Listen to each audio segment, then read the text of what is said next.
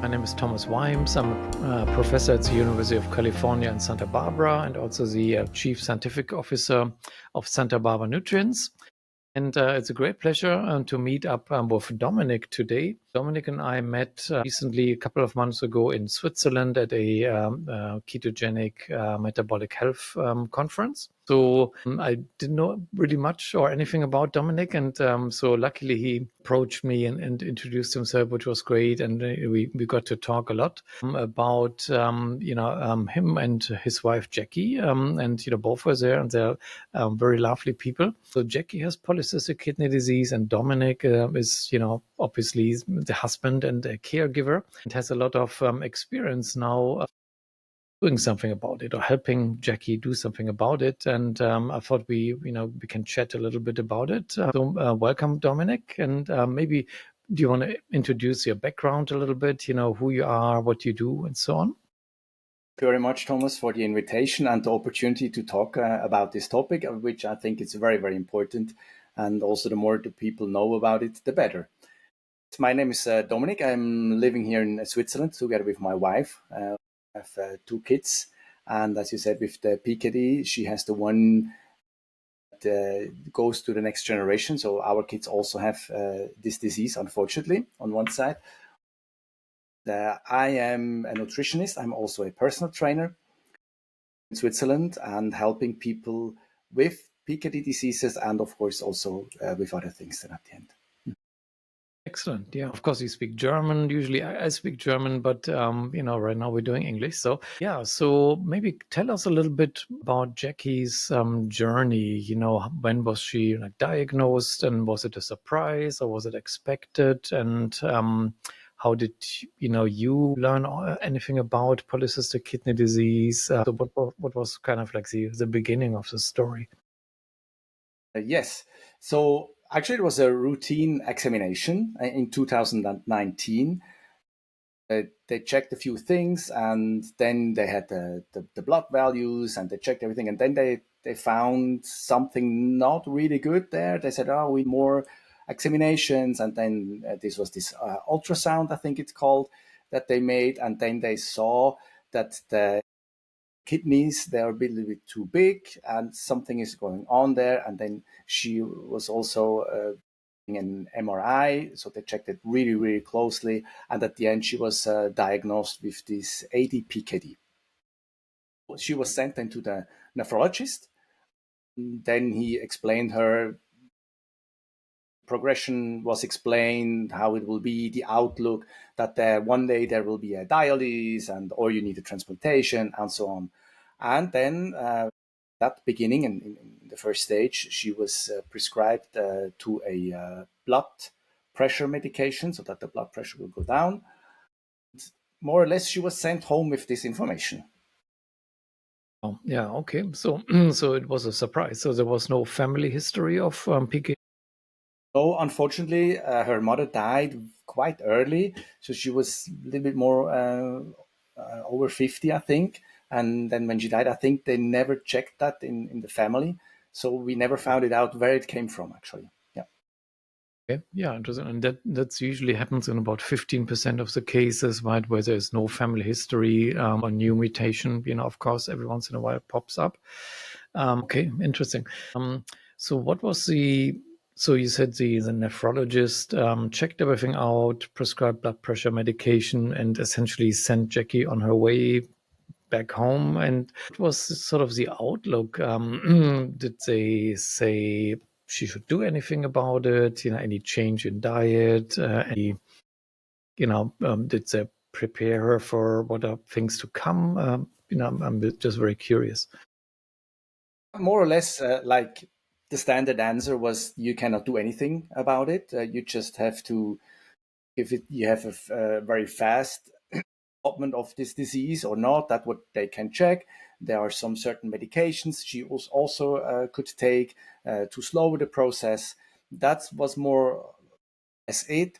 And it was also like the advice, eat less protein, take care of the protein intake and not so much salt. That's more or less all she knew about nutrition. And that was it, more or less. But no other advice. Just eat whatever you like, and you cannot do anything about it anyway. Okay. That's very typical. Yes. And roughly what, I don't know if you remember what stage of the disease she was, or what percent kidney function she had when she was first diagnosed. When she was first diagnosed, the filtration rate was, I think, a little bit more than 30%, so around 32% or something like that. That was the first filtration rate, what I remember. Not super bad, but of course already on a stage where you have to be a bit careful. Right. So usually at 30%, that's already, somewhat advanced kidney disease. And usually if one goes down to 15%, let's say, that's usually when people start to think about dialysis and so on. And I'm assuming that must have been very scary to learn even what is dialysis, and this might be part of what is coming, and kidney transplantation and so on. So how did this affect Jackie and you? That's a very interesting point. And as I said, I was just sent home with this information, further help and kind of like support of anything, especially when it comes to the mental health, kind of like. And so, of course, we were sitting together and we were talking a lot about what's going on, what will be the future, and what does it look like when you have to go to a dialysis, what is have the impact on the daily life, and so on and so on. The good thing about that is that Jackie started then a lot of investigation in the internet. That was then the year, I would say, 2020, when she started a lot of investigation. She found Facebook groups, searched, and I was dealing with studies, and made a lot of research into it. She's kind of like a little bit the investigator, which is actually good. Wonderful. That's great. So what did Dr. Yeah, fortunately, she was not actually checking the Dr. Google. Fortunately, it was that she came across with a lot of studies what you can do with nutrition, and then especially about keto diets. And then I would say around 2021, it was already in 2021, she came across the study from the Santa Barbara University, from the professor Dr. Thomas Weimbs, who made studies about diets, the effect of PKD. She came across to that and found that super interesting. Okay, great. And did you guys already know what ketogenic therapy is? No. So it We was a had new thing. no idea. To be honest, we had no idea about that. Fun thing is, she was doing already a little bit of a low carb because she had in the past a lot of migraines. She was suffering from migraines, like I would say at least twice a month. Started with low carb, and that helped her quite a lot. That was already good. Then, as I said, when we came across such studies and ketogenic diets, started to get a little bit more deeper into it in these things. Then she also found a very newer joined or a newer used Facebook group. People tried to start with this ketogenic diet and try to find out what's going on. So with this intermittent fasting was very interesting to see.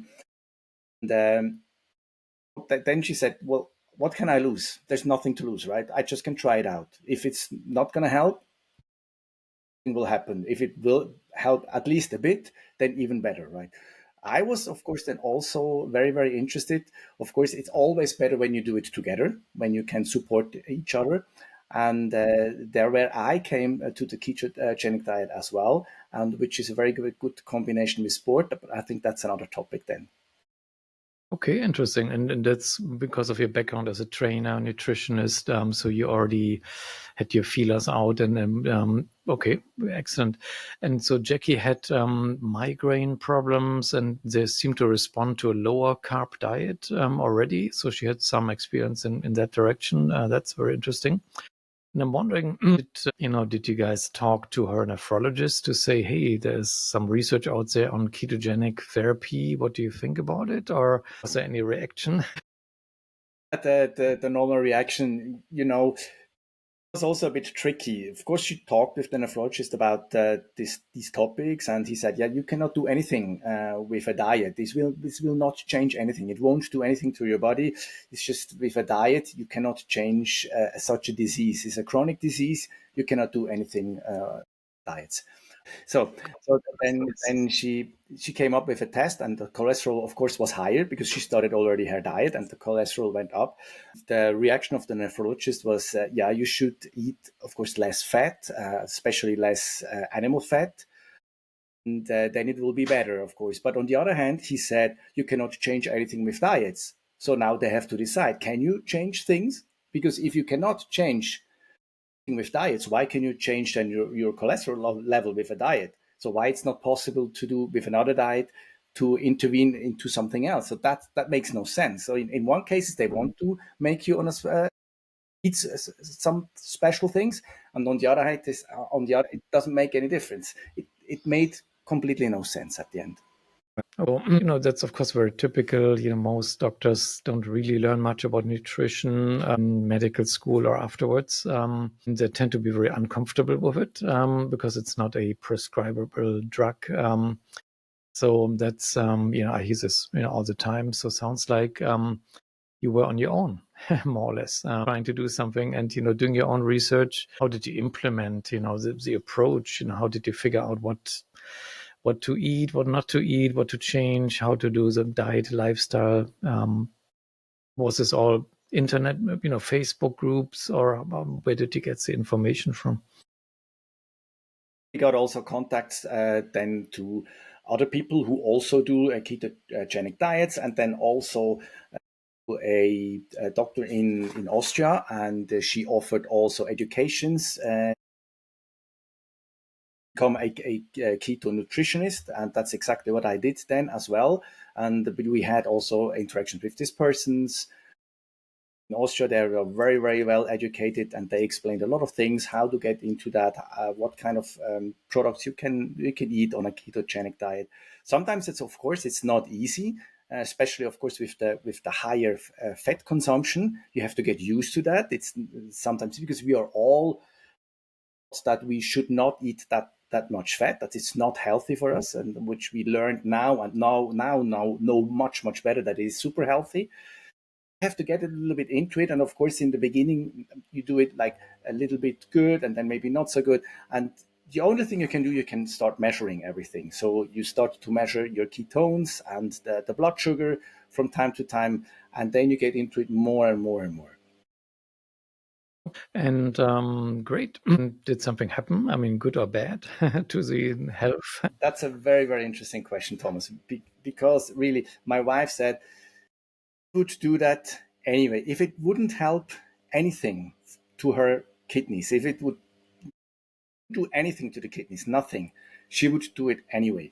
And why she would do it is because the good thing about ketogenic diets, these things are much better than the downside, more or less. Like beginning when she had the standard diet, a lot of carbs.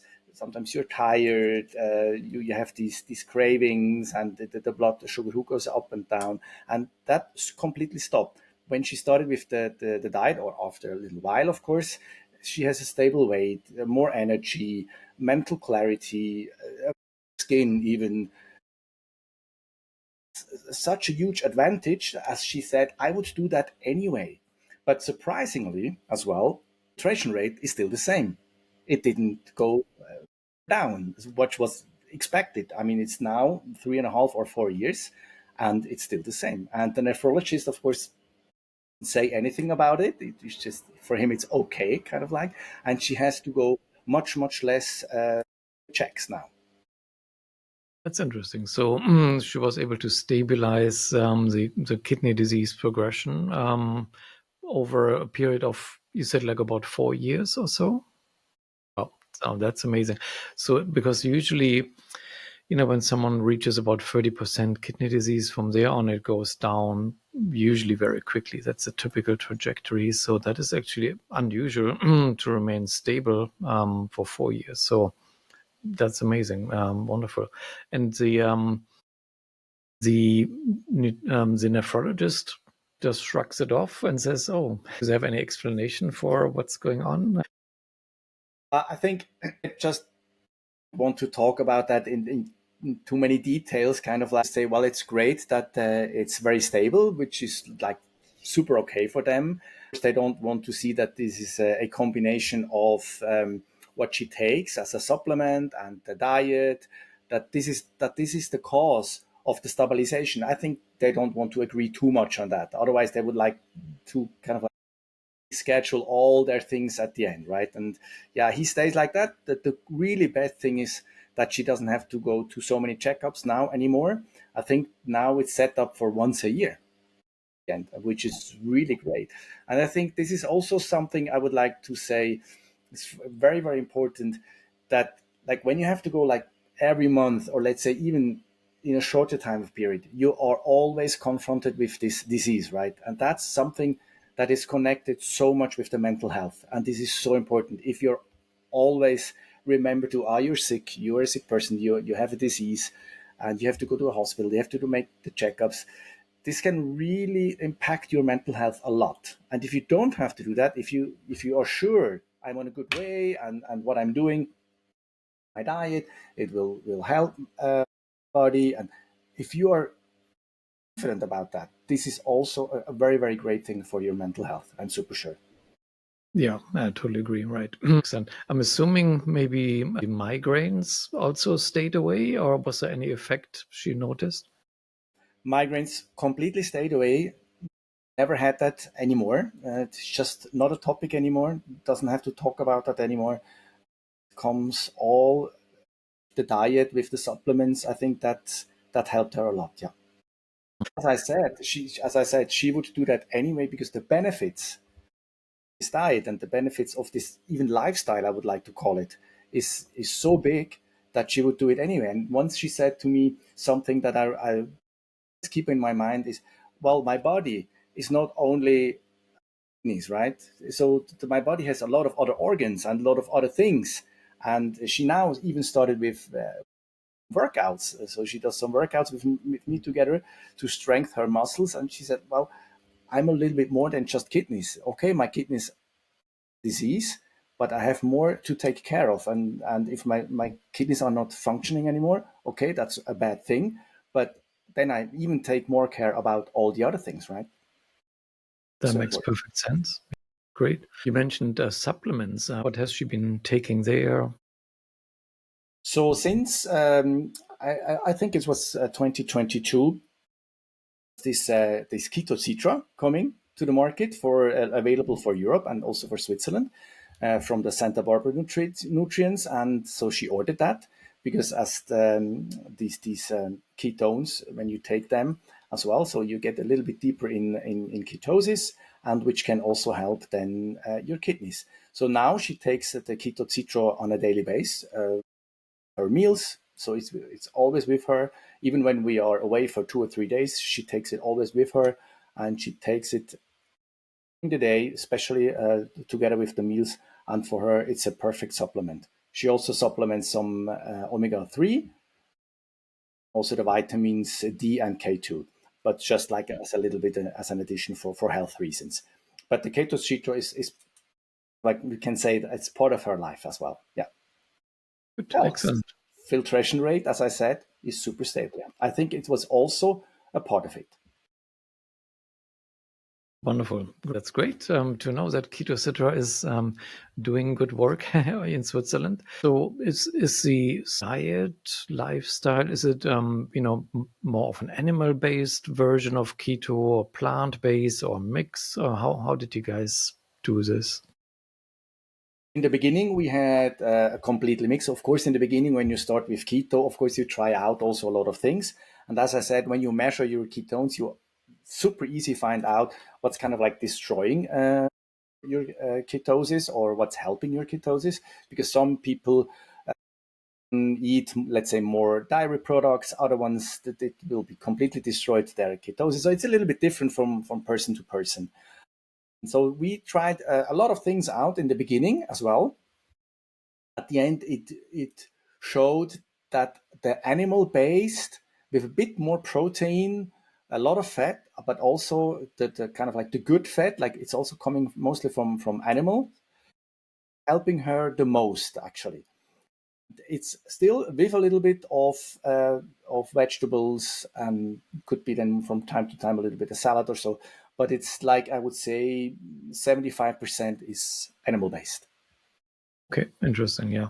And I think that's a good thing to try out different things, because everyone is so different, and some people do really well on animal based foods, and others do much better on plant-based foods. And that's great to try and essentially react to what happens.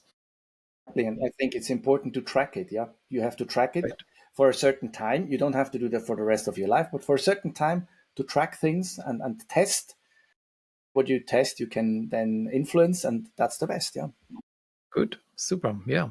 And so it sounds like all this also motivated you, in addition to being a trainer, to focus much more on nutrition. And what did you do? You took some courses, you got some help. Is that right? Yeah, as I said, I took the I made a course and also an education to become a keto nutritionist, a specialist in keto nutritions. I made that for, I think it was around a year. I took this and made at the end this certification and everything. And because in the beginning I was super skeptical, because when you are in sports, and especially me, I was in different sports. I was a boxing trainer for about 15 years. And for us, it was always like you do a workout and after that you eat a lot of carbs. That was like given forever, right? So that was like normal. And like being tired for 2 days after a hard workout, that was also normal. Like you're a bit more than 40 years old and then you make a hard workout. Of course, you're tired for 2 days. But I could never imagine not to be tired after a hard workout when you are on a ketogenic diet. And that's what happens to me. And I couldn't believe it, that when I kick out the carbs, or like 95% of the carbs I'm not eating anymore, that I'm not so tired anymore. This was for me, it was super surprisingly to find out with myself all these things. That was so great. Yeah. Interesting. Yeah. It's I understand, I'm not a sports expert, but my understanding is really that it has become a bit of a secret weapon, even for professional athletes. And they try not to tell the competition about it, what they're doing with their diet. And then they're beating everybody else, by being on a low carb ketogenic diet. So you're essentially practicing, you're helping people with both, being a trainer and a nutritionist. How does that work? How do you do this? I can do that online, so remote. People can make an appointment with me, and then first of all, let's say like the normal procedure is like you fill out a questionnaire, and then I get a little bit more to know the people, and then I can start helping them where are the biggest needs. Do they want to start with nutrition, lifestyle, and then with the sports? And I even gave courses online, like with your own body weight to make some exercises. It was very interesting. People are happy with these kind of interviews, what I do with them. Yeah, they like it. Yeah. Great, super. And where can people find you? Do you have a website? Are you on social media? Instagram, and I have a website. It's super easy. It's ketocoaching.ch. It's either on Instagram or website. It's the same name, just ketocoaching.ch. Super, excellent. Yeah, and obviously you're speaking English and German, so I'm assuming you have clients in both languages. Right. Exactly. I have actually I do have clients in both languages at the moment. Yeah. Mm-hmm. Okay. Also Wonderful. to mention, not to underestimate that, what I mentioned before as well is the mental health. Of course, we also take care of that. I think this is one of a big part of our life. We should take care of that as well. Yeah. Wonderful. Great. Thank you so much, Dominic, for telling your story. And, I wish you and Jackie all the best. And we'll be in touch for sure. Great. Thank you very much Dominic. for the opportunity to talk with you. Thank you, Thomas.